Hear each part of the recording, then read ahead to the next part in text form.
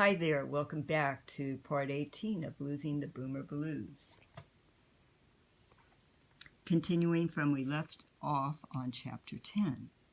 After she had her overnight bag packed, she grabbed her shades and put them on. She had made it a habit never to leave home without them. It was a 2-hour drive to Santa Cruz, but thankfully she was spending the night at Joe's place, so the visit would be a leisurely one, without the stress of beating the traffic home. Her mind began to wander. A romantic dinner sounded great, but would they eat in or out? She wondered what Joe had in mind. She began to smile with anticipation. She locked up the house, tossed her overnight bag into the car, and took off. She had recently purchased a Big Brother CD on eBay and was anxious to hear it. She popped it in and began to rock out to Big Brother and the Holding Company, all the way to Santa Cruz. The drive down the coast was heavenly, and the music kept her company. Janis Joplin was singing Ball and Chain when she pulled into Joe's driveway. Joe came up to the car to greet her and exclaimed, "Wow, Mary, you're in rare form today. Maybe we should stay here and listen to tunes instead of going to the boardwalk." She turned the volume down and replied, "No way, Joe. We can listen to tunes in your car on the way. Do you have a CD player in your '57 Chevy?" "Nope, but we can turn on the radio and catch an oldie station." "That's great." She turned the engine off, and the music ended. She continued, "Remember carrying around transistor radios?" "How could I forget? The first time I heard Wild Thing was on my transistor radio." He gave Mary a wink. "I'm totally up for the boardwalk. I can't wait to ride that roller coaster with you, Mary. Maybe we can ride the bumper cars too. We can get an all-day pass and ride everything." Joe was fascinated by Mary's sunglasses once again. He liked the shades, but he especially liked the person wearing them.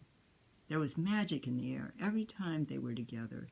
The day was perfect for visiting the surfing museum as well. Joe hoped they could fit that in after they had lunch on the boardwalk. Entering the house, Joe turned to Mary and said, "Come with me. I'll show you to your room. You can put your bag on that chair next to the bed. You have a bathroom in here, too. I know that's important to you, being a girl and all." They both laughed. "I'd enjoy wearing your shades again, Mary. If you don't mind, that is. I'm in the mood to go back in time." "I don't mind at all." It was a sunny day in more ways than one. Being with Joe and living in the now chased her blues away. Mary handed him the sunglasses and said, "I need to freshen up a bit. I'll meet you in the living room in a few minutes."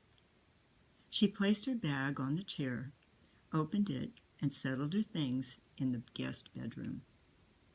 When she joined Joe in the living room, he asked, "How about having lunch at the little diner on the boardwalk after we ride the roller coaster and the bumper cars?"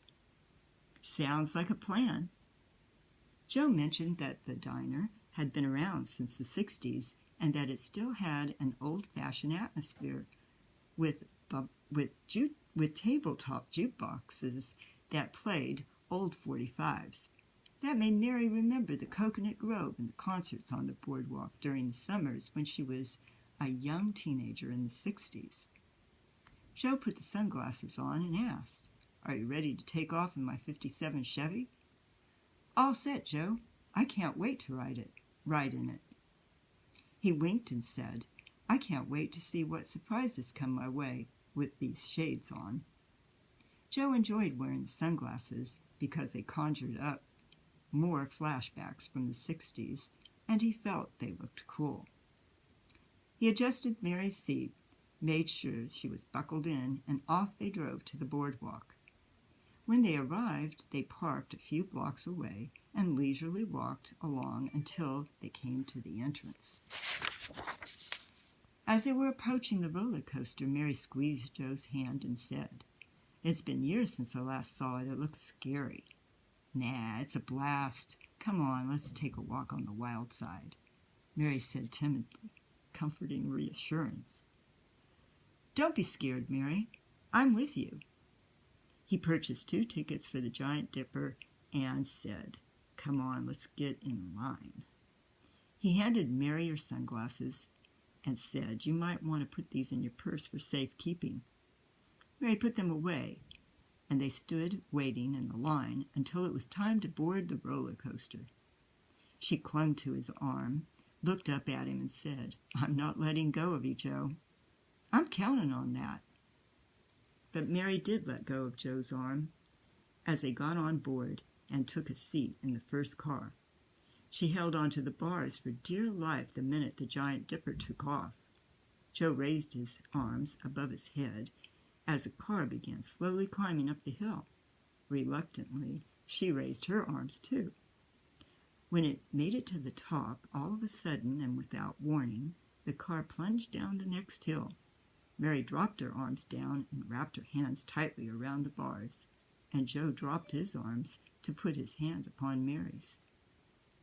He kept his hand there all through the twists, turns, screams, and cries of laughter. When the ride was over, he put his arm around her shoulders, and as the car came to a stop, asked if she wanted to do it again. She looked up at him and said, "Oh my goodness, are you kidding me? No, I think once is enough for me.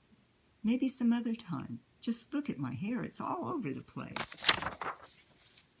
As he helped her out of the car, he leaned over and whispered in her ear, "Wild thing." Mary asked, "Does my hair look that bad?"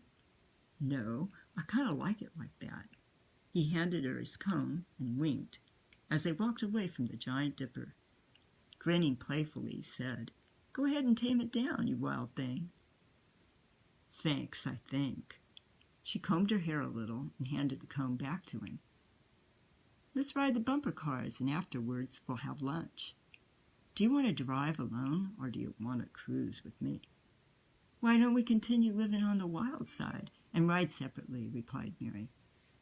Joe winked at her, took her hand, and sung a few lines of the song "Wild Thing." He was a bit off-key, but Mary didn't mind. She loved his playfulness. They got into separate cars and cruised a little until the excitement began. They drove around the arena, recklessly bumping into each other. Joe waved his hands in the air each time he slammed into Mary.